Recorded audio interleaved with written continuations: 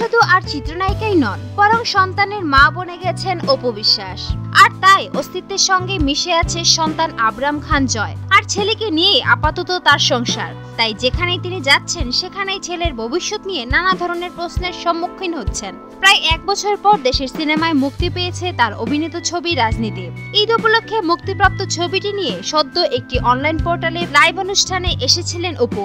সেখানে ছেলেকে নিয়ে প্রশ্ন আসে, ছেলে বড় হলে তাকে কি রূপে দেখতে চান। এমন প্রশ্নে গেল মা দিবসে অপুকে করা হলে তিনি জানিয়েছিলেন ছেলেকে আগে উচ্চশিক্ষায় শিক্ষিত করে তুলতে চান, পরবর্তীতে সে যা করতে চাইবে তাতেই তিনি সম্মতি দিবেন।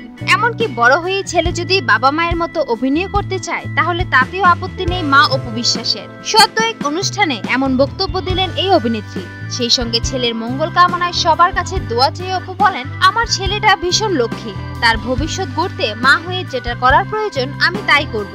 সবাই আমার জন্য এবং আবরামের জন্য দোয়া করবেন। সুপ্রিয় দর্শক, বিনোদন জগতের আরো নিত্য নতুন খবর জানতে আমাদের চ্যানেলটি সাবস্ক্রাইব করতে ভুলবেন না। লাইক, কমেন্ট, শেয়ার করে আমাদের সঙ্গেই থাকুন। ধন্যবাদ।